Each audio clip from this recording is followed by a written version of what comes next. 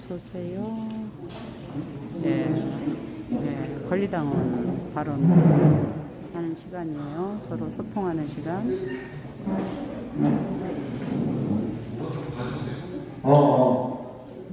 네, 안녕하세요.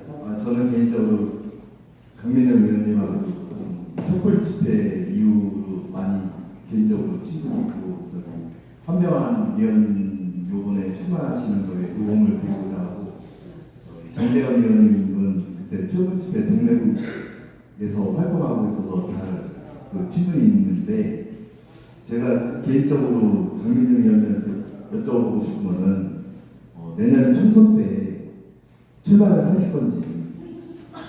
그러니까 제가 개인적으로 너무 존경하고 그 정책도 많이 펴시고 그 다스베이더나 이런 언론 쪽에서 많이 활동을 하시고 그 열린민주당에서 그 의원에 당선되시는 것도 응원하고 그리고 민주당으로 다시 들어가시고 하신 것 같은데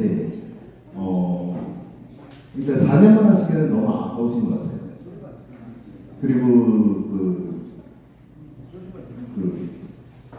김건희 여사님 위도 그런 것도 많이 밝혀내시고 차라리 공부도 하시고 그런 모습을 봤을 때 4년만 하시면 너무 아까워서 가서 개인적으로 질문을 드립니다.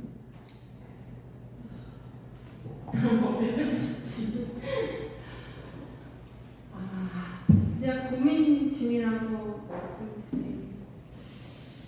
말씀드리겠습니다. 그냥 그게 좋을 것 같아요. 제가 솔직히 말씀드리면 국회의원 제가 초선이잖아요. 초선인데 들어와서 보니까 국회의원 임기가 4년이 아니면 3년이더라고요. 왜냐하면 나머지 1년은 과연 국회의원으로서의 최소한의 소임을 하고 있는가? 저는 제가 비례니까 저는 그래서 제 스스로 날라리 국회의원, 요새는 이제 날라리 국회의원으로 제가 말하는데 본회의가 있거나 상임위가 열리지 않으면 사실은 여의도에서 국회의원 만나는 게 너무 힘들어요. 그래서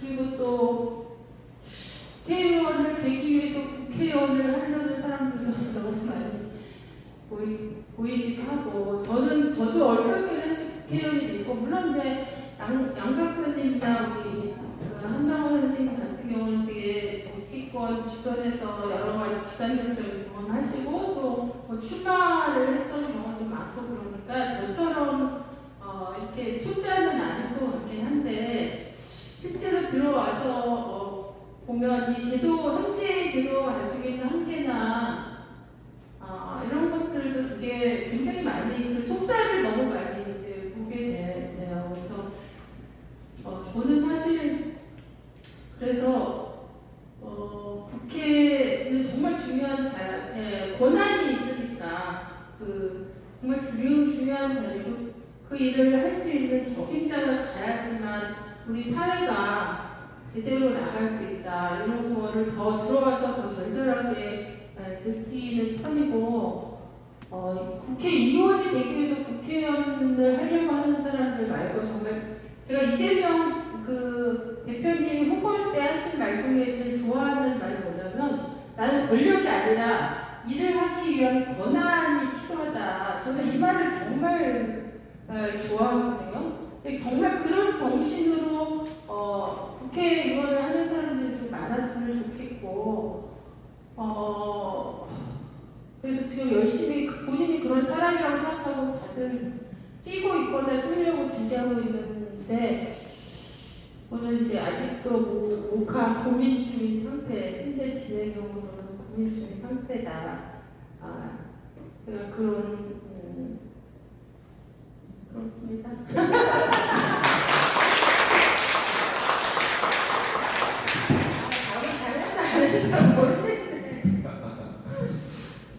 많은 고민이 있으신 것 같습니다. 이제 총선이 1년도 채 안 남았죠.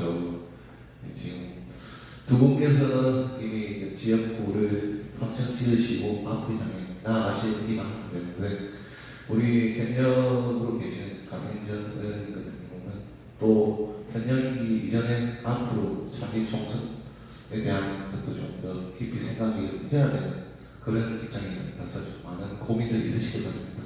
아무튼 지역구를 좀 확장하셔서 우리 혁신적인 당원들과 함께 같이 우리 교육개혁 그리고 앞으로 우리 민간 혁신을 위해서 나갈 수 있는 그런 모습을 좀 봤으면 좋겠습니다. 예, 우리 당원 또 다른 분들 말씀하신 것 있으시면 마이크 좀 전달 부탁드리겠습니다. 안녕하세요. 여기 이천수학 부장입니다. 이름은 이재봉이고요. 선생님의 말씀 잘 들었습니다. 되게 속속하게 아주 고맙고요. 그리고 한명환님에게 드리겠습니다. 아까 보니까 지역화폐 그거 하실 때 청와대에서 누구 반대를 말씀하셨습니까? 그 다음에 말씀드렸는데 그걸 지금 말씀해주세요. 그리고 아니 지금 말씀해주세요. 그리고 우리가 알아야 되고 너무 말리면 아닙니다. 그리고 저기 양문석 박사님한테 지금 얘기해드리겠습니다. 여기 사진 같이 있어요. 미안해. 저기 우리 민주당에서 대의원들을 그냥 쥐고 있어요 지금. 그거 없애는 거 없어요. 저기 그거 없앴으면 좋겠어요. 그거 때문에 아무것도 안 돼요. 지금 우리가 아까 말씀드려보니까 뭐 우리가 어떻게 싸워야 되냐고 그러는데 내가 가지고 놔두고 걔들을 키워주면서 어떻게 뭘 해. 근데 뒤에서 터지려고 그래. 그렇지 않습니까? 이거 우리가 정확히 해야 돼요. 정확히 해서 어떤 사람과 같이 싸우고 같이 넘어가려고 그러는데 자꾸 평가를 못하고 이런 식으로 말하는데 아까 저 예수님이 말씀하셨지만 고름이 서리지 않습니다. 걔들은 항상 공개됩니다. 우리가 그걸 먼저 정확히 가리고 나서 싸움을 해서 하는 거지. 옛날에 과거에 제가 지금 읽어보니까 독립운동하는 분들도 부자금이나 이런 거 어렵게 그러면 각 도망갔답니다. 그리고 김대중군요 자기 비서가 죽였어요. 아시잖아요 다. 그렇게 하면 무슨 우리가 투쟁을 합니까? 어림없는 소리 그거. 그러니까 지금 제가 말씀드린 그 질문 좀 기대하겠습니다. 감사합니다.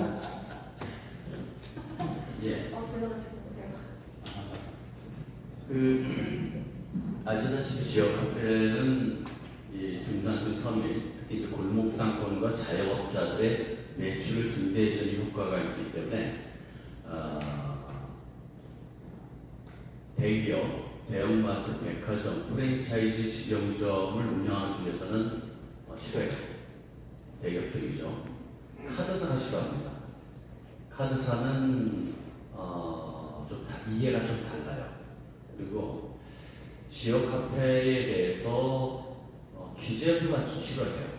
기재부는 지역화폐라고 하는 말 자체를 쓰는 것을 싫어합니다.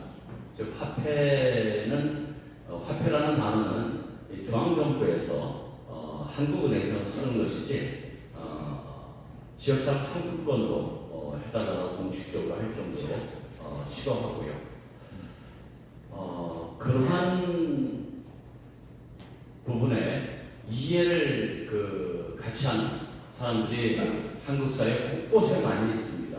곳곳에 많이 있다 보니까는 그런 분들이 지역 카페에 대해서 싫어하게 되어지는데 조세재정연구원에서도 발표를 했어요. 지역 카페가 무용론을 얘기했는데 중요한 것은 조세재정연구원이 그것을 논문을 발표할 때 참고했던 것이 2018년도 샘플이었는데 2018년도에 지역카페 발행액이 국가 발행이 1,000억이었고요.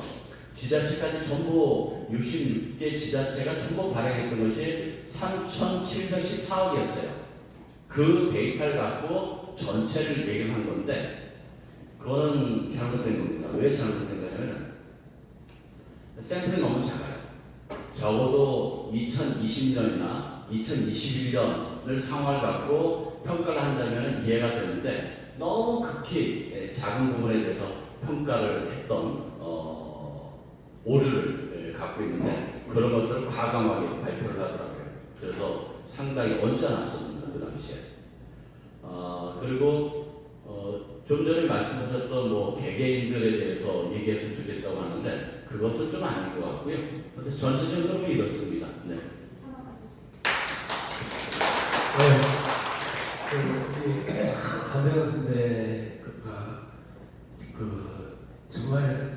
정신주하면 잠자는 시기에 근데 김상준아 구이소 정책시장 김상준아 끄면 되는데 이제 뭐 우리도 다 압니다. 그 나쁜 짓 했는 놈들 다 알거든요. 근데 우리 정말 한명환 선배 제가 오늘 처음 뵙습니다. 대학 선배이시고 그리고 그 전화 통화만 이제 몇 번 해보고 오늘 현장에서 이제 한명환 선배 처음 뵙는데 한명환 선배가 그동안에 서민 경제를 위해서 그 활동하셨던 절절한 이야기는 여러 사람으로부터 이제 전해 들었던 이 입장입니다. 그래서 제 대학 선배라고 하는 이야기는 아니고요. 네, 저한테 질문하셨는데 대형제 여러분들 다 폐지에 동의하십니까? 네. 손 한번 흔들어 주세요. 고맙습니다. 폐지하는 절대 못 이깁니다. 여러분들이 악성 팬덤이고 정치 훌리건이고 철저하게 지금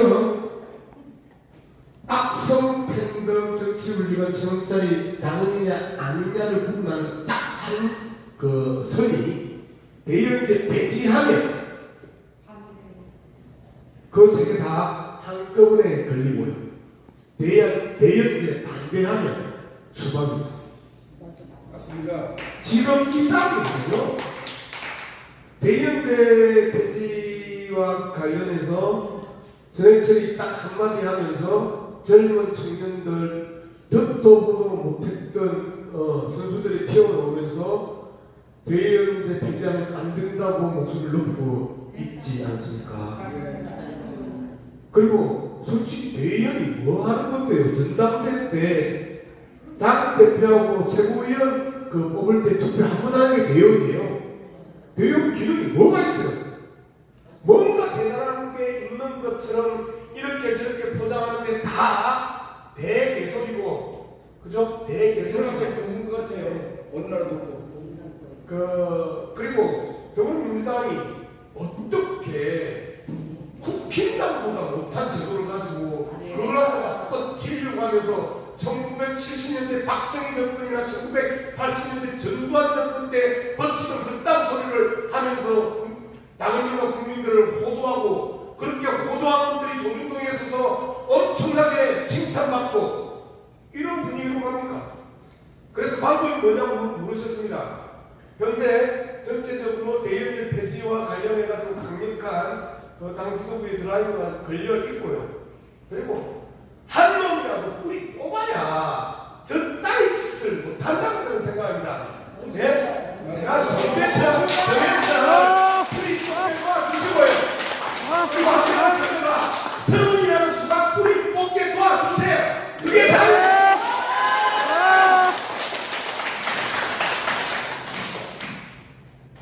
네, 구구절절 너무나도 공감된 말씀에 가슴이 벅찹니다. 다음 총선에서 우리 당원들이 해야 할 역할 다 알고 계시죠? 네. 개혁 후보 반드시 원내에 들어갈 수 있도록 우리 똘똘 뭉쳐서 믿어야 됩니다. 네, 그것만이 우리 민당이 살고 우리 대한민국이 살 수 있는 길이라고 봅니다. 제가 좀 얘기 저 사실은 제가 정교조를 할 때 정교조가 합법화되고 잘 나갈 때 한 9만에서 10만 정도 조합원이었어요. 근데 이 10만 정도 되면 다 같이 조합원들이 모여서 뭔가를 결정할 수가 없어서 대여 제도가 있습니다. 지금은 그거보다 이제 조합원이 줄었지만 어쨌든 몇만이 되기 때문에 대여 제도는 있어요. 다만 대의원들이 뭐 매해 사사건건 조합원 전체회의를 하거나 조합원 총투표를 할 수 없으니까 위임받은 어떤 의견을 가지고 대의원 회의를 하고 그 결정을 일정하게 하고 보고하고 하는데 투표를 할 때는 1인 1표거든요.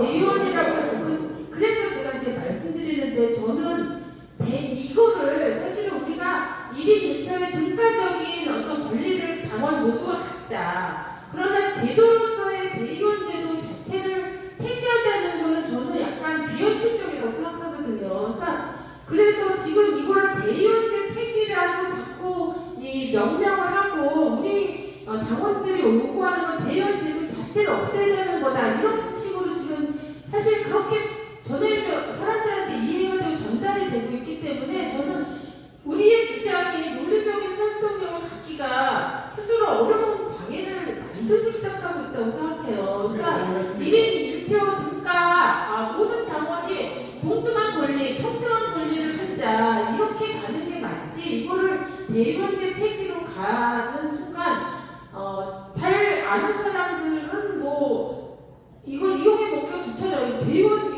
이거 너무나 비합리적인 주장을 하는 거다 이런 식으로 공격해대고 잘 모르는 사람들은 이게 뭐지?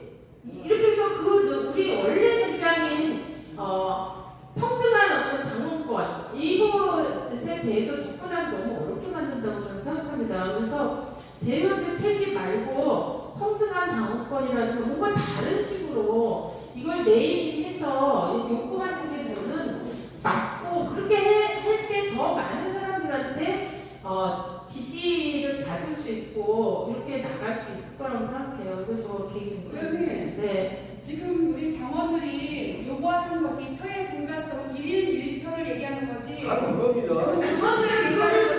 지금 의원님께서 말씀하신 것과 저희들이 당원들은 똑같은 동의를 하고 있습니다. 근데 우리가 어떤 싸움을 할 때, 어떤 일을 할 때는요, 그 네. 네이밍이 되게 중요하잖아요. 우리가 네. 요구하는 말을 압축적으로 보여주는 건데, 네. 이거를 대의원제 폐지라서 우리가 계속 설명하고, 모든 카톡이나 SNS에서도 민주당의 지금 당원들이 요구하는 건 대의원제 폐지다. 이렇게만 떠요. 이거를 깊이 서로 토론하고 막 설명할 수 있는 기회가 없는 그런데 예를 들어서 SNS상에서도 보면 이런 표의 등가성으로 해서 1인 1표, 아빠도 한 표, 엄마도 한 표, 나도 한 표, 높은 사람도 한 표, 이런 식으로 저는 설명이 필요하면 진다고 봐요. 그러니까 그 이름 자체가 우리가 요구하는 걸 정확하게 그럼 의원님이 예를 들어서 우리가 요구하는 것이 지금 당원들이 요구하는 것이 이 표의 등가성 외에 무엇이 있다라고 생각하시는 겁니까? 그렇게 생각하고 알고 있고 예. 그게 필요하다고 생각하지만 이거를 대의원제 폐지라는 이름으로 이렇게 계속 우리가 주장하고 요구하는 게 맞냐 이런 거에 대해서 저는 자, 의원님 이렇게 정치 쪽에 관심이 있고 상식을 가지고 있는 분들은 이렇게 어렵게 표현을 해도 다 알아듣습니다. 그러나 일반인들은 예를 들어서 한 표, 누구나 공평하게 한 표 이런 대의원 제도를 폐지하는 요구를 하고 있는 것이고요. 그렇게 해야지만이 반드시 우리 민주당에서 일어나지 말았어야 될 돈봉투 사건은 절대적으로 일어나지 않는다라고 생각을 합니다. 저는 1인 1표는 저는 내용적으로 동의한다니까요. 그게 필요하다고 생각하고 그런 개혁, 내부 개혁이 필요하다는 거는 다 동의하는데 그래서 제가 정규적 경험을 미리 말씀드린 거예요. 근데 이거를 가지고 우리 당도 120만 명의 당원들이 있잖아요. 이게 그 많은 당원들한테 이게 다수가 저는 정말 지지할 거라고 봐요. 저는 전교조에서 그렇게 예를 들어서 모든 분들이 참여를 못해서 의사를 밝히지 못하기 때문에 대의원 제도를 만들어서 1인 1표다. 1인 예. 1표라고 하는 거를 저는 얘기하기 위해서 제 정규적 경험을 얘기한 거고 네네. 그렇기 때문에 120만 당원이 저는 그게 그 말 자체로 용어 자체로 타이틀 자체로 들어간다면 아무도 저는 반대하는 당원이 없을 거라고 맞습니다. 웬만한 당원들은 표의 등가성을 얘기하지 완전히 의사 자체를 대의원 폐지를 하자는 그런 뜻은 아닙니다. 예, 이분이 이제 두 분이 똑같은 이야기를 다른 표현으로 하고 맞습니다. 강 의원님이 지금 이제 저한테 기속말로 주셨던 게 제가 계속해서 핵폐기수 해양 투기라고 이야기해야지 무슨 개풀 뜯어먹는 오염수에 바다 박느냐 그 이야기를 제가 계속 방송에서 계속 해왔었잖아요. 이런 표가 가장 큰 싸움이거든요. 이런 표가 가장 큰 싸움인데 이제 강 의원님은 1인 1표제 하자 이제 이렇게 하면 내연제 폐지하자보다 훨씬 더 심플하고 설명 쉽고 할 수 있는데 그래서 이제 이런 표를 1인 1표제 하자가 훨씬 낫지 않냐 이 이야기입니다. 예, 이게 이렇게 끝났죠? 예. 네. 네. 이쪽으로 다니는데 무슨 대리점 왜 필요해요? 시장님 모르겠어요? 아니요. 저기 봐. 내가 보니까 전화 잠깐 제가 저기가 말씀드리겠습니다. 각자 성격이 다 다른 분들이 계시니까 이해하시라고 보고요. 저는 그 이른바 말하는 후박들과 우리 개혁 후보님들, 개혁파들과 다른 점이 있다 보면 수박 분들은 아스팔트를 안 나가요. 촛불 집회도 안 하요. 그래서 저희는 전국적으로 이제 같이 그 개혁 후보들을 밀어주는 조직인데 42개 지역에 같이 이제 그 후쿠시마, 오염수 방류 저지를 위한 어저께 부천에서 처음으로 1차로 처음 했습니다. 전국적으로 돌아가면서 할 건데 이제 그 고민이 생겼어요. 뭐냐면 후쿠시마 오염수가 방류가 된답니다. 저지 발언으로 해서 슬로건으로 가지고 하기에는 이제 넘어섰죠. 우리가 그 택도 없는 윤석열을 대통령으로 만들다 보니까 정말 앞으로 브라질처럼 8강에 있다가 지금 저 끝없는 나라로 몇 년 사이에 추락됐거든요. 근데 우리나라 대한민국이 이렇게 될 것 같아요. 그래서 저도 일반 시민의 입장에서 같이 후보님들을 이른바 말하는 수박 이런 분들을 몰아내고 반개혁반들을 몰아내고 같이 힘을 합쳐야겠다. 그러니까 전국적으로 많은 분들이 힘을 합쳐서 후보들을 도와주는 그래서 다 나서주기로 했어요. 정말 뭐 어떤 분이 저희 그런 의도는 없어요. 그냥 다 같이 그냥 하는데 힘을 합치자. 이러다가 나라 망하겠다.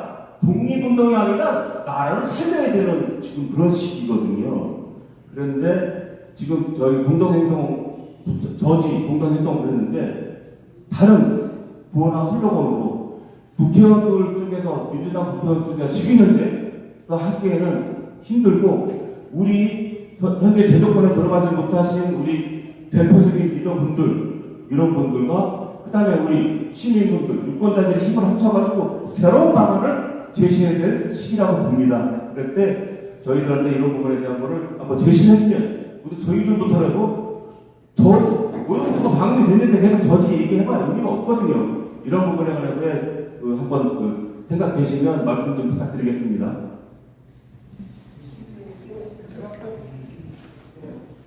이제 지금 우리가 현재 가장 실천 활동이 크게 두 개가 있죠. 하나는 집회라는 실천 활동이 있고 하나는 지금 이제 서명운동 실천 활동이 있는데 참 우리 말씀드렸던 것처럼 이거는 누가 정치적 이득을 보느냐 안 보느냐의 문제가 아니고 말 그대로 국민의 생명과 안전의 문제, 우리의 밥상의 문제이기 때문에 싸움의 강도를 훨씬 더 난 높여야 된다고 봅니다.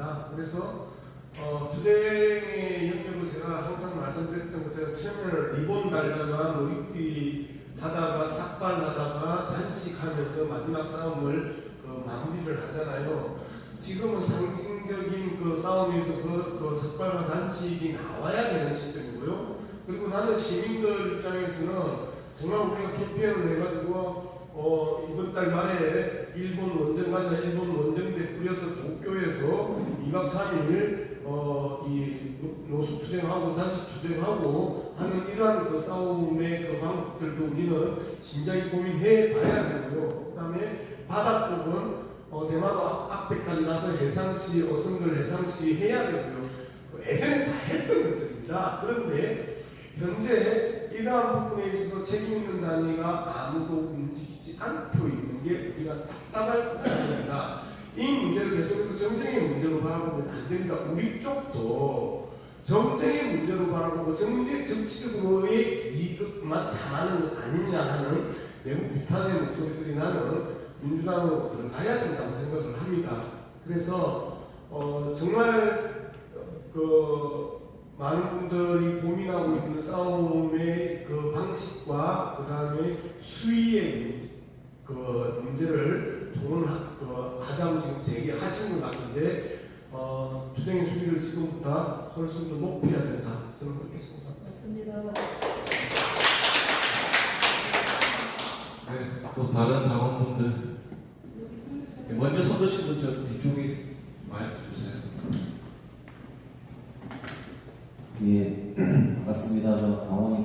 이재용 합니다.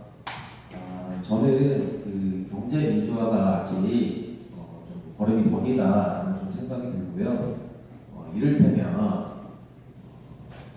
사람들이 존경받는 어떤 사람들 중에 지역에서 헌신하고 또 국민들을 위해서 헌신하는 어떤 지역의 활동가나 어떤 그런 정치인들이 존경받는 것보다 이병철이 더 소환되고 또 존경받고 그런 돈 많은 대기업 총수들이 좀 어떤 롤모델이 되는 어떤 사회 폭포가 되는 지금 보여지고 있는 것들이 아직 그 경제 민주화가 제대로 되지 않았구나 라고 하는 생각이 드는데요. 그런 점에서 앞으로 다시 경제 민주화에 대한 구호를 다시 좀 들어야 되는 거 아닌가라는 생각이 드는데 현명환님께서 이때까지 지역 카페와 또 골목 상권 그리고 카드 수수료에 대한 것들에 대한 일들을 많이 해오셨잖아요. 그런 어떤 측면에서 선생님이 갖고 계신 경제 민주화에 대한 생각 듣고 싶고요. 또 한편으로는 이제 양문 선생님한테 좀 질문드리고 싶은데 지역의 혁신과 당의 혁신과 관련해서 여러 이제 활동을 하신 걸로 알고 있고 그런 측면에서도 이제 여러 이제 지금 안산 상목갑에 이제 자리를 이제 틀고 이제 거기서 혁신의 씨앗을 이제 뿌리고 계신 걸로 알고 있는데요. 또 한편으로는 그 부천에서도 원래 그런 것들을 좀 고민을 하셨었던 걸로 저는 알고 있는데 어떻게 안산에 다시 이렇게 자리를 틀고 거기서 이제 밭을 일굴 생각을 하게 되셨는지 그런 것들의 과정이 좀 궁금합니다. 이건 제가 아는데. 양 박사님이 사실 지역구 고민 굉장히 많이 하셨습니다.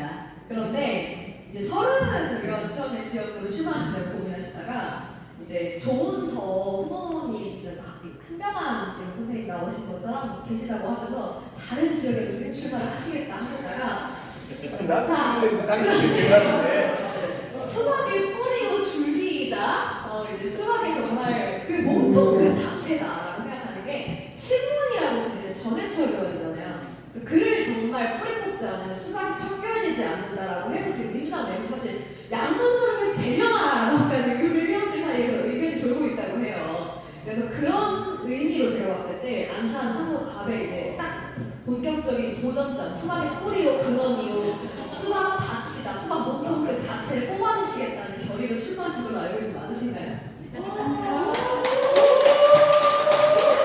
아니 이야기보다 일단 먼저 경제 민주화에 대한 한명환 선배의 말씀을 듣고 그다음에 이제 이거는 그 정통 토크쇼고 저는 에피소드 토크쇼잖아요.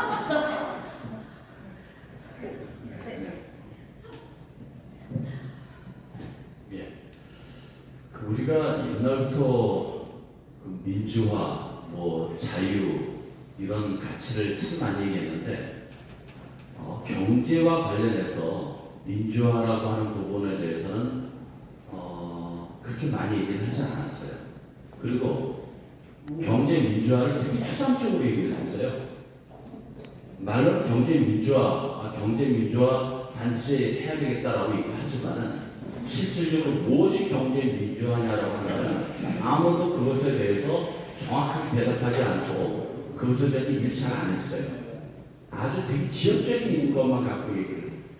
예를 들어 뭐 재벌한테 너무 이 과거의 경제가 집중된다 이런 식으로 얘기를 하는데 그 구체적 그것을 막기 위한 방법이 뭐냐라고 하면 그것에 대한 대답 잘 못했습니다. 예를 들어서 카드 수수료 같은 경우에 카드 수수료가 대한민국 카드는 되게 재밌습니다. 카드사는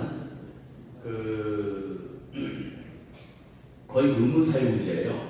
즉 카드사에 다 기억하시죠? 예전에 카드를 사용하지 않으면 거의 벌을 받을 정도로 카드를 정부에서 강제적으로 했습니다. 그래서 의무 수납제라고 하는데 카드사의 이익은 정부에서 지켜줬던 거예요, 사실은. 근데 그것이 어느 날 갑자기 카드사가 본인들이 아주 잘 해갖고 이익을 많이 창출하는 거 같은데 그런 거 아닙니다. 국가와 국민들이 만들어졌던 이익이에요. 근데 그 이익 부분들이 실질적으로는 너무 과도해요.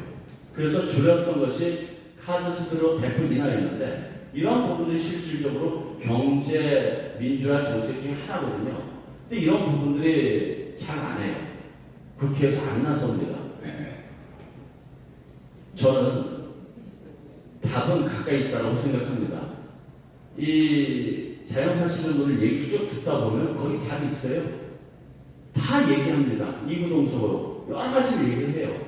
아까 당장 지역 카페 내년에 없어지는 거 아닙니까? 라고 얘기하는 건 많은데 바로 이것이 바로 경제 민주화의 가장 중요한 측면이에요. 한 축이에요. 이런 거 해나가면 됩니다. 근데 그런 걸 안 해서 문제인 거죠. 그렇게 생각합니다. 즉 답은 현장에 있습니다. 현장의 목소리를 듣고 그 목소리를 집약해서 정책화하면 그것이 바로 답이에요.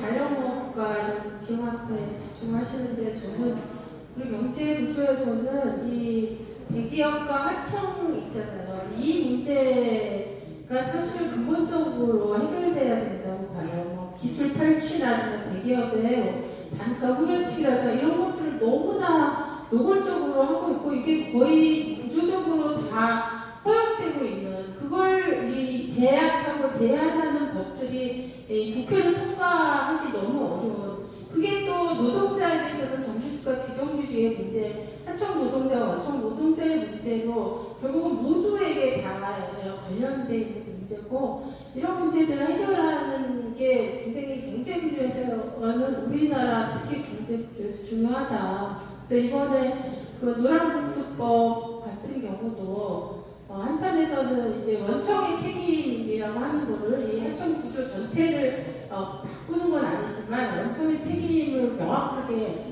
요구하는 거기 때문에 이런 것들이 국회에서 통과되고 거부권이 많이 행사되면 우리가 노동자가 전 국민은 사실 반 이상이잖아요. 그렇기 때문에 노동자의 문제가 아니고 나의 문제로 우리 국민들이 함께 좀 힘을 실어서 국회가 그거를 주저앉지 않도록 좀 그런 압박을 좀 넣어주시면 좋겠다 그런 생각이 듭니다. 네, 덧붙여서 지금 말씀하셨던 기술 탈취, 그 다음에 저작권 압력 가해서 빼앗기 이런 부분들은 공정거래에서의 징벌적 손해배상제가 있습니다. 미국에서는 그런 경우에도 대기업이 흔들릴 정도로 치명상을 입을 정도로 이 불공정 거래에 대해서 강하게 이 징벌적 손해배상제로 처리를 하거든요. 제가 이제 징벌적 손해배상제 하면 항상 여러분들이 언론에서의 징벌적 손해배상제의 악의적인 의도를 가지고 가짜 뉴스를 유포하고 해설하는 이런 데 대한 징벌적 손해배상제만 있는 게 아니고요. 공정거래에 있을 때 징벌적 손해배상제가 도입됩니다. 지금 이제 강 의원 말씀하셨던 부분들은 그렇게 빼앗고 탈취해도 거기에 대해서 정말 기나긴 법적 투쟁을 겪을 수 있는 사람들이 거의 없습니다. 중소기업들, 자동기업들, 그 다음에 스타트업이 무슨 재주로 대기업을 빼앗아가고 압박하고 법적으로 들고 가면 그걸 버티겠습니까? 그리고 이겨도 실익이 없어요. 이러한 것들을 근본적으로 뜯어 고쳐야 되는 게 경제민주화의 또 한편이라는 걸로 또 해설을 잘 따르고 제가 또 습관적인 해설 그리고요. 그 다음에 이제 왜 제가 이제 이게 참 불편한 게 지난주 월요일 날에 제가 이제 안산상로 갑으로 가겠다고 선언하는 날 제 옆에 박찬대 최고가 앉아 있어가지고 박찬대 최고가 국회에서 욕을 엄청나게 먹었어요. 제가 전에 듣기로는 근데 또 지금 제가 이야기하는 우리 강민정 의원님이 다 양승에 앉아가지고 혹여 저로 인해서 피해가 가지 않을까 두려운데요. 어쨌든 소름 쳐다보고, 홍영표 쳐다보고, 이원 쳐다보고, 박용진 쳐다보고, 조홍천까지 다 쳐다봤습니다.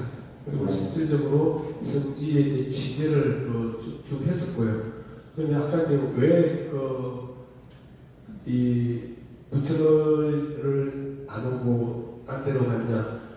한병원 선생님이 충분히 잘 밭을 갈고 계셨습니다. 그리고 경제민주주의, 그 다음에 경제민주화 전문가이시고, 그 다음에 이 부천에서 오랫동안 노동운동부터 시민운동, 그 다음에 시의원, 그 다음에 시장선거, 국회의원 선거, 당내 경선들을 붙으면서 실질적으로 부천을 제대로 알고 부천을 개혁할 수 있는 사람은 양무석보다는 한병환이 훨씬 더 잘하겠다. 네, 그렇게 해서 부천을 제가 접고 오히려 제가 전화를 드렸습니다. 형님 죄송합니다. 하고 이제 또 이현우 쪽은 또 진석범이라고 아주 또 젊은 잘 싸우고 머지 있고 이 제대로 할 수 있는 그 친구가 준비를 하고 있더라고요. 그리고 이제 조홍천 쪽은 또 아주 괜찮은 변호사가 잘 준비를 하고 있었습니다. 여러분들 김용 부원장 김용 부원장 아시죠? 네. 그 친구 이제 변호인으로 지금 활동하고 있는 임용태라는 변호사가 아직도 남양주말에서 열심히 잘 하고 있더라고요. 그래서 저하고 언제까지 정말 제가 싫어하는 반격 세력, 그 다음에 피수박들이 저렇게 당을 노략질하고 분열시키고 계속해서 내부 총질을 하는데 동의 처방만 보고 볼 것이냐면서 이제 여러분들이 엄청나게 저한테 압력을 가했잖아요. 여러분들이 압력을 엄청나게 가했잖아요. 그래 빨리 가서 싸워라. 한국이라도 찍어서 비틀어야 되는 거 아니냐고 여러분들이 압력을 가고, 그리고 양승은 3월 말에서 4월 초에 정하겠습니다 했다가 4월 말에서 5월 초에 정하겠습니다 했다가 이제 5월 말에서 6월 초에 정하겠다 했더니 6월 초가 됐는데 양승은 이제 주디만 개혁이고 몸은 완전히 군뱅이네. 이런 비난이 나오면서 제가 말 실수를 합니다. 지지난주 새날에서 다음 주 새날에서 발표하겠습니다라는 말 실수를 해요. 그러니까 이제 새날에서는 계속해서 지지난주에 양문석 지역구 어디일까 제목을 잡더니 지난주는 양문석 지역구 오늘 밝힌다고 이제 대대적으로 하면서 동네방에 이제 우리 이 정치 훌리건들, 악성 팬덤들, 1,000원짜리 당원들이 새날에 이제 집중된 거죠. 그러니까 이제 발표를 안 하면 이제 진짜 거짓말쟁이 되는 상황이 됐었어요. 그래서 제대로 준비도 안 된 채, 그리고 거의 울며 겨자 먹히고 안산 상록과 전해질과 싸우겠다라고 이야기하면서 수박에 뿌리어 죽이요 그 자체인 수박을 깨려가겠다 이렇게 이야기했다가 징계 대상에 올랐습니다. 고맙습니다.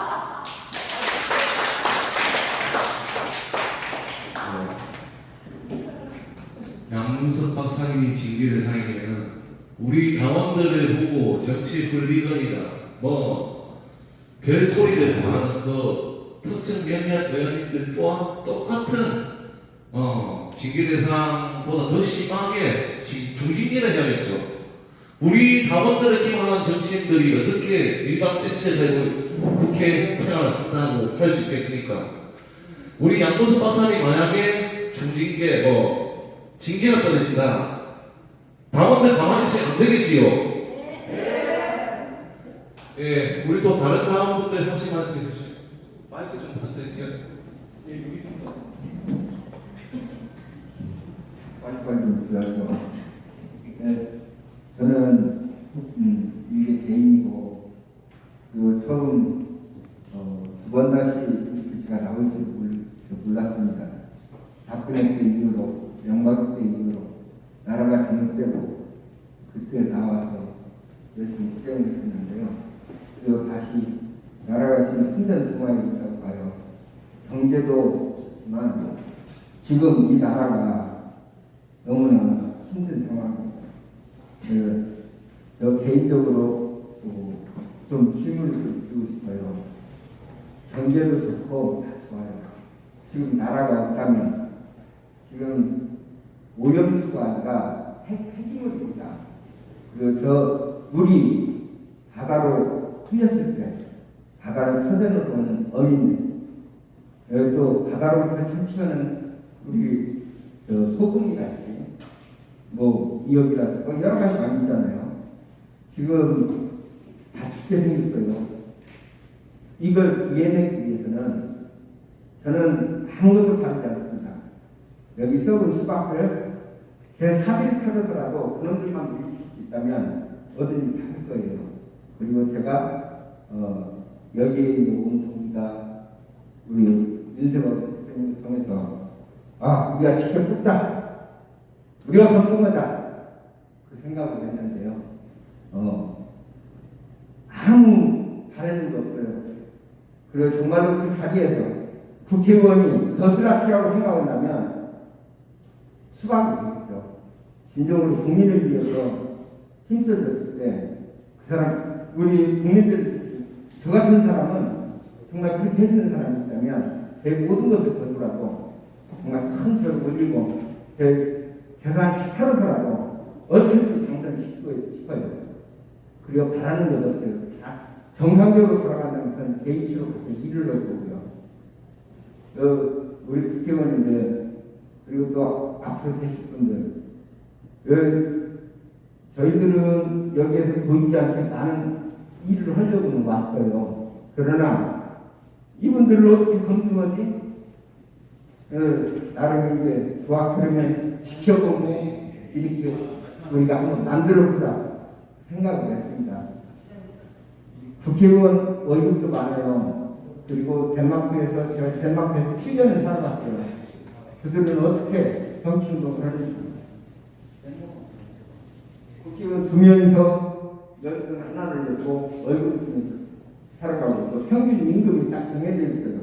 저는 먼저 이 말씀은 아까 경제 이야기가 나와서 제가 말씀을 드린 거고, 지금 정말로 힘든 상황이고, 다시 내년 총선이 끝나고 그 이후에까지는 어떻게든지 하루빨리 저 쓰레기를 몰아내야 되는데, 바보 천칭 저걸 몰아내야 되는데, 이 몰아낼 방법에 대해서 이걸 좀 소위를 좀 해주셨으면 좋겠고, 여기 뜻깊은 날 허위를 써서 이 자리에 나와서 있는 건 아니지 않습니까? 저는 미래를 보는 것 같아서 좋기는 하지만 한편으로는 참 한숨이 나오는 것이, 지금 이걸 나라를 어떻게든지 구할 생각을 해야 되는데, 물론 그런 방법도 구하는 방법도 있지만, 전 특수대 나와서 제가 알고 있는 방법으로 죽이는 방법밖에 없어요. 근데 이걸 시행하기는 너무나 그렇잖아요. 근데 나라가 지금 무너지고 있고 망한다면 저는 제 자식들이 살아가는 이 세상이 좀 더 우리가 많은 자원도 아꼈다가 물려주고 싶어요. 근데 이 나라가 오염되고 이제 완전 회복 불능의 단계가 가면 그때는 일어나고 싶어도 이제 모든 브라질 보세요. 그렇게 됐어요. 이거 1년 동안 해가지고 지금 문재인 정권에서 시커 나오는 거 다 없어져버렸어요. 다 까먹었어요. 안 썩은 데 없어요. 하면 썩은 데로 꼴을 줄 수가 없습니다. 이걸 지금 바꿔놓지 않으면 지금 수박들 불안해도 좋고 경제도 좋지만 지금 당장에 좀 해결 방법이 뭐 이노베이션으로 이렇게 해서 될 수는 없겠지만 점진적으로 하는 것이 물론 민주화라고 하긴 하겠지만 앉아서 가만히 생각하면 저녁에 이게 지금 내가 살아있는 걸까 죽어있는 걸까. 5.18 때 많은 군사독재권에서 많은 열사님들이 돌아가시면서 민주화가 어떻게 일어났는데 지금 무너지는 걸 보면 억장이 무너지고 자다가 들어. 내가 그때 왜 죽지 않고 이 꼴을 봐야 되는지 살아남는데 부끄러움을 항상 가지고 살아요. 아무튼 뭐 저보다는 훨씬 더 선배님들이시니까 잘 아시겠지만 나라를 살릴 수 있는 방법, 윤석열을 내보낼 수 있는 방법, 정말 대안을 좀 우리가 피부에 와닿게 좀 해주셨으면 더욱 고맙겠습니다. 그리고 다짐도 좀 하고 싶어요. 물론 바로 쉽지가 않습니다. 그리고 적극적으로 제 힘이 이력은 힘이나마 백성의 한 사람으로서 국민의 한 사람으로서 제가 해드릴 수 있는 것은 정말 필요하다면 뭘 부탁드리겠습니까? 무엇이든지 아낌없는 직원 밤 12시가 되든 새벽 1시가 되든 맨발로 뛰어나가서라도 해드릴 수 있어요. 아직은 정력이 있기 때문에. 네. 꼭 바라는 것이, 제가 바라는 것이 무엇인지 잘 아실 겁니다. 각자가 제 위치에서 저는 무역을 그러니까 외국에 뛰어나가서 일을 위하여. 근데 외국에 나가면 이전에 문재인 대통령 때 한국 사람 하면 누구라고 했어요? 손가락에 있어요. 지금 나가면요 한국 사람은 쳐다도 안 봐요. 이게 현실이고 외국에 나가 있는 많은 사람들 보면 야 이제 피부로 정말 느껴진다. 그런 많이 느끼거든요. 네. 좀 듣고 싶습니다. 그 다짐 좀. 그래서 사상 철학 다 좋습니다. 네. 바로 좀 하루라도 저도 좀 안 볼 수 있는 방법을 좀 부탁드립니다. 예, 피부에 확 다가오는 대안 없습니다. 피부에 확 다가오는 대안 없습니다. 제가 1986년에 대학을 들어가가지고 10여 명하고 함께 공부를 하고 그 다음에 공부독재 타도에 대해서 공부를 하고 하면서 끊임없이 저의 머리를 짓눌렀던 것들이 우리 몇 명이 공부하면서 공부독재 타도해야 된다고 준비한들 우리 몇 명이 대학생 몇 명이 저 공부독재를 쓰러뜨릴 수 있을까? 성균관대학교 16,000명 중에 소위 말해서 학생 운동권 한 1,000명 정도밖에 안 되는데 한 학년에 한 200명밖에 안 되는데 이 200명으로 저 공부독재 정권을 쓰러뜨릴 수 있을까? 그것이 대학 1학년 때 저를 계속 눌렀던 일들이었습니다. 그리고 나도 못 읽는 유인물을 들고 부평 공장 지대를 뛰어다니면서 편지 봉투에 넣고 던지는 그 활동들을 하면서 이게 군부독재 정권을 쓰러뜨릴 수 있을 실천 행동인가? 진짜 노고민했어요. 그런데 그 다음에 87년 6월 항쟁이 일어나고 그 다음에 7, 8월 노동자 대투쟁이 말 그대로 bom물 터지듯이 일어나면서 대한민국 지난 30년이 훅 하고 가버리고 새로운 30년이 내 터닝 포인트 전환기가 일어나더라고요. 지금도 마찬가지입니다. 지금 여기에 앉아 계시는 분들이 또 토요일 날에 강화문 집회, 각 지역의 집회 가서 많게는 뭐 수만 명이 있고 적게는 십수명이 모여서 그 싸움을 합니다. 그리고 끊임없이 목적거 내치고 SNS에 글 보내고 사진 보내고 그 다음에 URL 보내고 합니다. 그리고 오늘 이 자리에 이렇게 모여 있습니다. 이 자체가 우리가 각각의 공간에서 하는 실천 운동이라고 생각합니다. 방식은 두 가지밖에 없죠. 우리는 윤석열 정권을 타도 투쟁해야 되고요. 국회에서는 탄핵 투쟁해야 돼요. 그 방법밖에 없는데 법적으로는 탄핵이고 물리적으로 타도고요. 민중 봉기를 통해서 자빠지는 독재국가들을 최근에도 보고 있지 않습니까? 그럼 우리가 탄핵시키고 맞지 않습니까? 그 외에 다른 방법이 있겠습니까? 이렇게 모아나가는 과정이 정말 나라가 붕괴되고 그리고 핵소금을 먹게 되고 핵폐기 우럭을 먹게 된다 하더라도 새로운 피부에 와닿는 것도 없을 것 같습니다.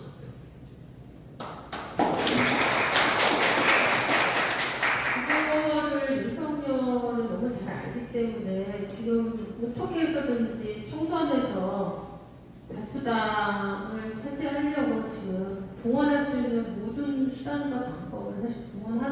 그냥 일반적으로 선거는 이겨야 된다 이런 거 이상하게 절박함이 있다고 저는 생각해요. 그래서 그래도 총선에서 어떻게 해서든지 윤석열을 소수로 만들어내는 총선 승리 이게 저희에게도 그만큼의 강도를 가지고 그거에 비례해서 중요해진다 이런 거 다 아시겠지만 그런 절박함을 가지고 우리가 총선에 임했으면 좋겠습니다.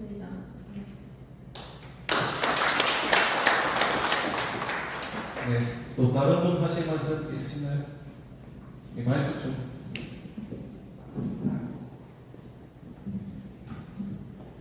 예, 안녕하세요. 저는 인천에서 왔습니다. 우리 한명한 행정관님하고 강민정 의원님, 양문석 의원님 반가운 얼굴이어서 이렇게 왔는데, 오늘 한명한 전 청와대 행정관님 말씀하시는 거 보니까 대기업과 대자관 중심의 이익을 대변하기보다는 지역의 소상공인들과 민생 챙기는 모습이 굉장히 인상적이어서 크게 이쪽에서 일을 좀 하시는 기회가 왔으면 하는 희망을 좀 가져봅니다. 아까 우리 양문석 선배님 말씀하신 게 지역에 있는 아이들이 서울로 올라와 소비한다고 그러잖아요. 그게 이제 행정관님 역의 소비율 아닙니까? 그래서 지역 공동체가 회복하려면 지역에서 경제가 활성화돼야 되는데 저는 지역 한만큼 중요한 게 없다고 생각하고 특히 이재명 대표님이 그걸 아주 경기도에서 잘 했잖아요. 그런 거 잘 경기도에서부터 좀 부천에서부터 개선했으면 좋겠다는 생각이 들고요. 우리 양준석 선배님 뭐 이렇게 뵐 때마다 아주 든든합니다만 구중 변식도 하셨고 속을 얼마나 많이 떨리실까 이런 또 생각도 좀 듭니다만 180마리의 소가 그 뿔을 가지고 잘 들이받을 줄 알았더니 결국 풀만 뜯어먹잖아요. 등치만 커졌죠. 그 물고 뜯을 수 있는 사자 한 마리 우리 양무석 수사자가 다음 국회에 꼭 들어가서 우리 윤석열 정부하고 잘 싸워주기를 진심으로 희망합니다. 이제 질문 좀 하고 싶은데요. 70년 만에 어쨌든 평교사 출신의 우리 강민정 의원님이 열린민주당의 원내대표 역임하셨고 4년 내내 사실 교육 상임위를 하셨잖아요. 그만큼 우리 아이들에 대한 애정과 교육에 대한 헌신해왔던 거에 대한 그 결과물이라고 생각을 하는데요. 안에서 굉장히 힘들었을 건데 사실 교육 문제 해결 없이 주택 문제 해결도 안 되잖아요. 아이들 위해서 이사 다녀야 되는 거고 가까운데 이제 이사하려면 교통 문제, 아이들 통학 문제, 그다음에 교육 여건 이런 게 사실 도심의 어떤 문제의 핵심일 텐데 그런 교육 전문가로서 이것 4년 동안 국회 내에서 입법 활동과 예산 편성에 대한 것도 다 경험하셨잖아요. 그래서 앞으로의 행보 하나 좀 말씀드리죠. 궁금해서 여쭙고요. 또 교육 전문가로서 또 현역 의원으로서 지금 원내에서 이재명 대표가 얼마 전에 혁신위원장권 가지고 약간의 얼굴에 스크래치가 좀 나셨는데 이후에 더 선명하게 지지자들을 뭉칠 수 있는 또 다른 계기라고 생각이 좀 들어요. 그래서 원내에 계시면서 앞으로 민주당이 지도부가 어떤 방향과 기조를 가지고 혁신을 해나가야 될지 당원들에게 알고 계신 부분에서만큼만이라도 설명해 주시면 고맙겠습니다. 아는 게 별로 없어요. 진짜 그거는 이제 그냥 팩트이고요. 근데 저는 이제 민주당의 민주주의가 너무 부족하다는 거 이거는 물론 당원들은 더 절박하게 느끼지만 의원들 사이에서도 굉장히 저는 많이 느꼈어요. 그래서 민주당이 민주주의를 기치로 내건 당인데 민주당 안에서 민주주의가 살아서 작동되지 않으면 저는 생명력을 잃게 된다고 생각해요. 그래서 지금 당원들이 하고 있는 운동도 사실은 당내 민주주의를 회복하기 위한 운동이고 의원 내에서도 사실은 의원들이 당 안에서 원내가 작동되는 방식에서도 저는 개선이 되게 많이 필요하다 이런 생각이 듭니다. 그래서 그런 민주주의, 당내 민주주의, 정당 민주주의를 좀 이뤄내는 그런 혁신이 되게 절실하고 그걸 해내는 혁신위원장이나 혁신위원회가 만들어진다면 중요한 고민해야 된다 이렇게 생각을 합니다. 그런 걸 당 대표님이나 지도부가 고민을 하시지 않을까 싶고요. 이번에 스크래치라고 그렇게 표현하셨는데 그걸 가지고 너무 이렇게 위축돼가지고 너무 안 하는 일만 못한 식의 그런 혁신위원회가 만들어지는 방향으로는 안 갔으면 좋겠다는 게 저 개인적인 바람이고 그렇게 하실 거라고 저는 생각합니다. 교육과 관련돼서는 앞으로 지도 이렇게 막 얘기하니까 저 열심히 교육도 열심히 할 거고 어디서든 저는 했고요.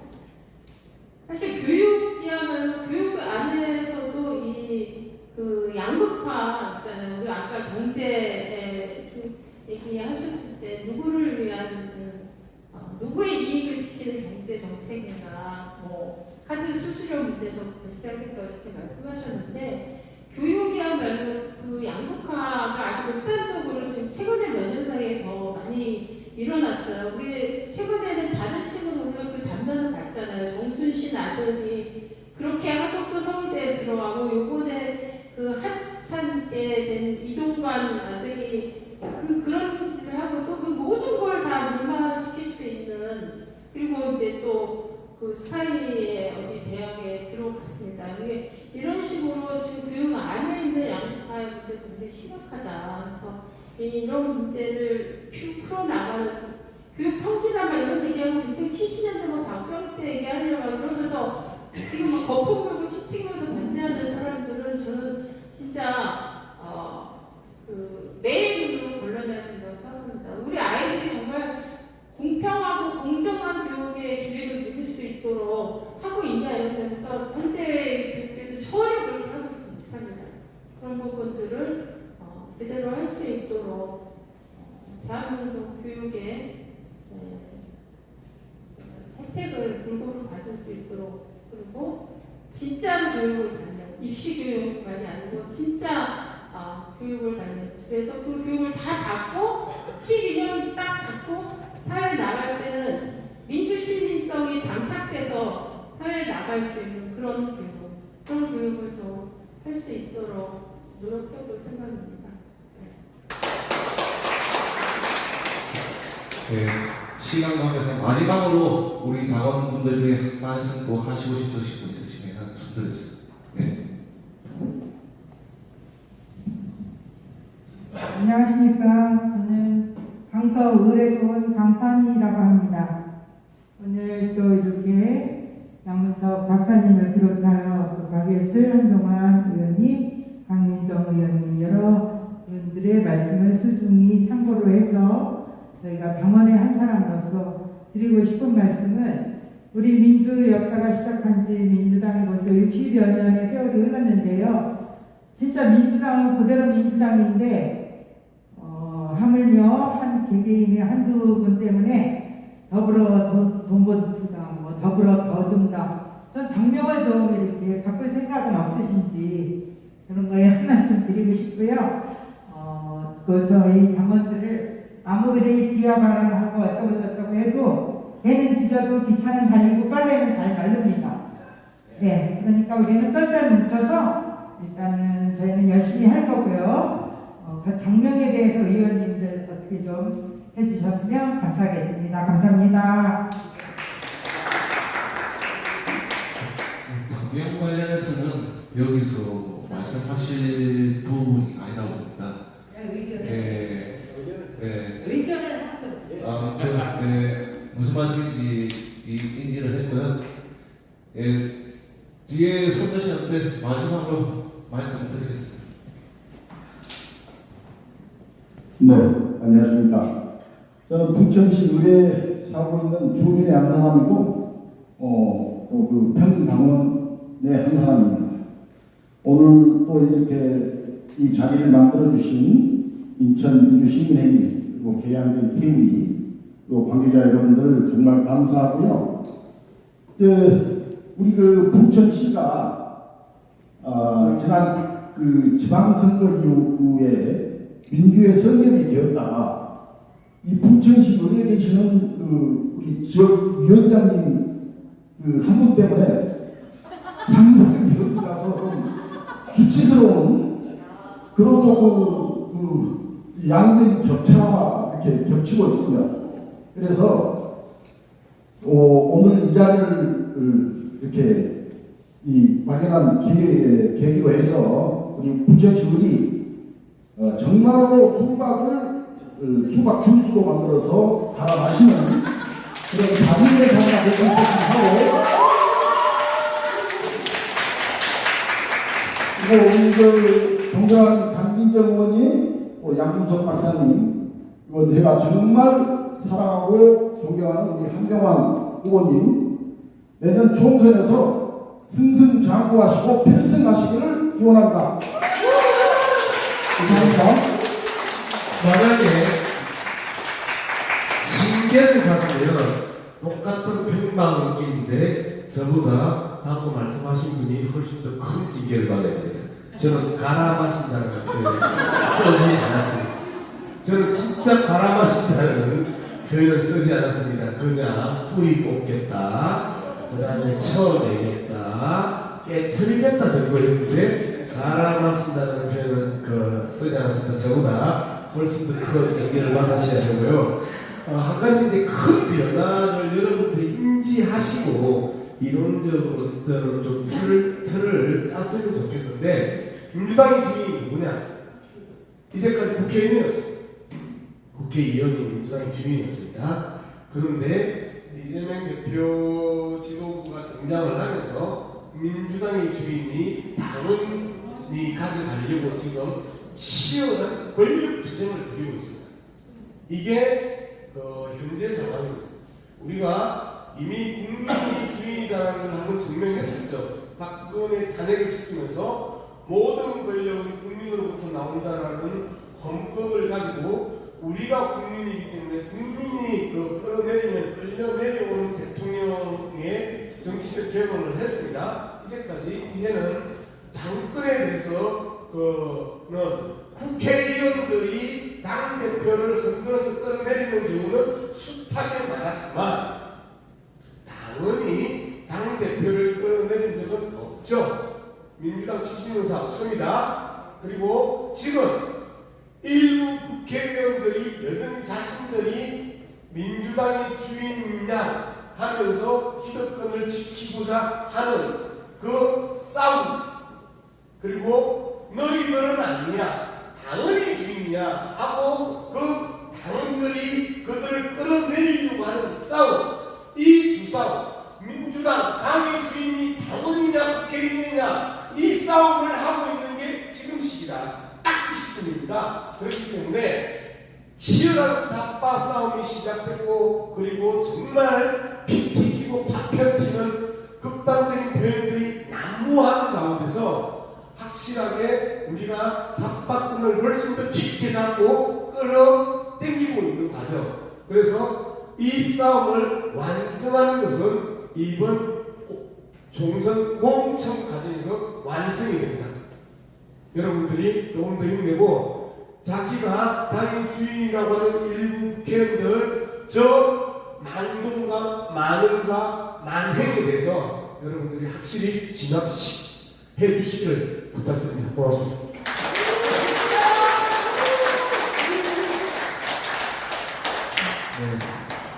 제가 오늘 3시부터 6시까지 행사 진행을 하기로 했는데 벌써 5시 37분을 넘어서고 있습니다.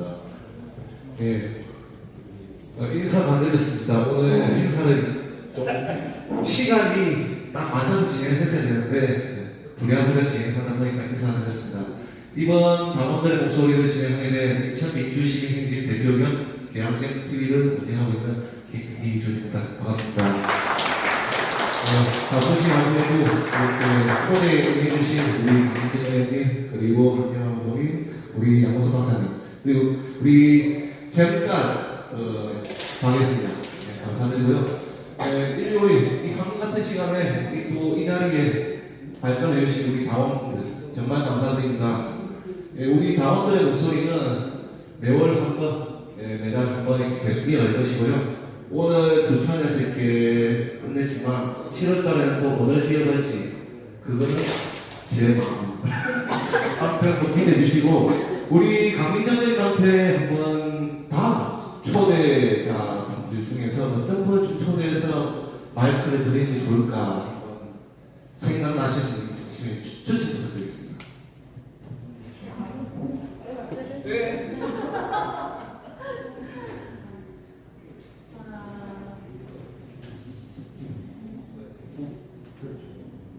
현직 그거는요. 지금 많이 나오시는 분들은 안 해도 되겠죠? 피하신 대로 지역도 상관없습니다. 인천은 상관없습니다. 상관없습니다. 아니 엊그제 아니 저 김용민 의원이 많이 나와서 많이 보셨죠? 김용민 의원 얘기를 많이 해주셨고 잘 못 들었던 분이 누구였을까요? 민영배 의원도 최근에는 좀 많이 나오시는 것 같더라고요. 맞습니다. 그죠?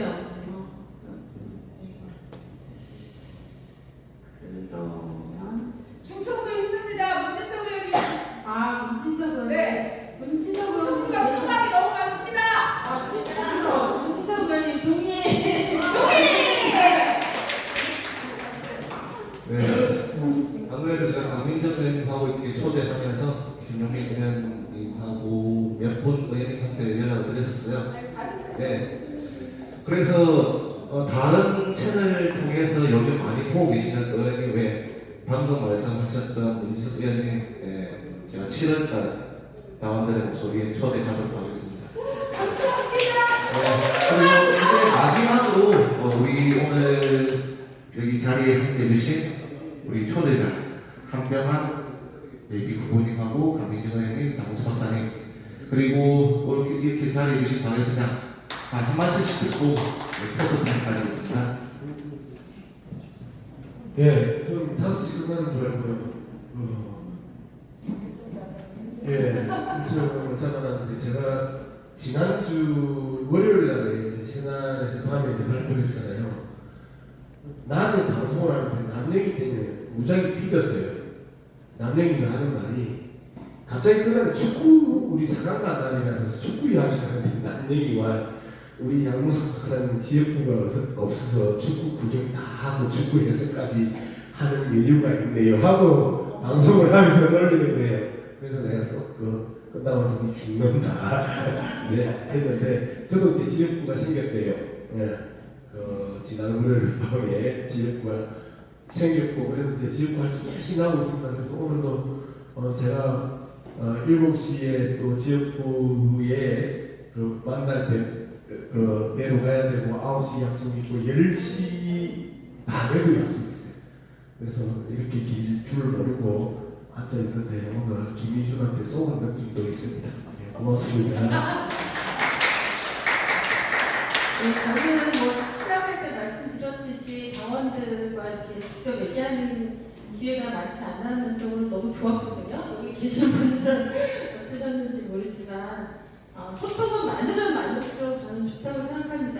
그래서 이런 자리가 앞으로 많이 만들어졌으면 좋겠고 열심히 또 기회가 오면 함께 소통하는데 나서도록 하겠습니다. 너무 감사했습니다.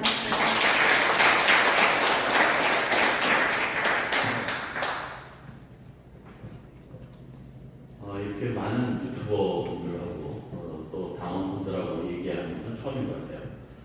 오늘 제가 사는 이 부천을 지역에 찾아오신 분들 고맙고요. 환영하고요.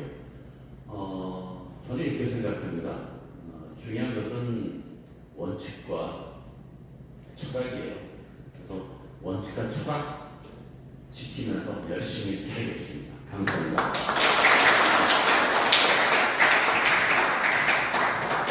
평가원이자 권리당원인데 항상 이렇게 초대해 주셔서 진심으로 감사드리고 사실 이재명 당대표님을 지지한다 그래서 지지자 중에 한 사람으로서 항상 나서기 때문에 굉장히 조심스럽습니다. 제가 하는 말로 인해서 당대표님에게 공격이 될 수도 있고 또 이재명 당대표님이 부담을 가지실 것 같다는 생각을 굉장히 많이 해서 언제나 더 열심히 공부를 하고 이야기를 하려고 하고 그 누가 들어도 논리적이고 상식적이게 이야기를 해야지 이재명 당대표님을 지지하는 사람으로서 아 저런 사람 지지하는 사람이라면 내가 믿을 만한 정치인이다라는 생각을 갖게끔 하는 게 저의 역할이라고 생각합니다. 그리고 지금 이 자리에 계신 모든 당원분들과 지지자분들도 같은 마음이실 거라고 생각합니다.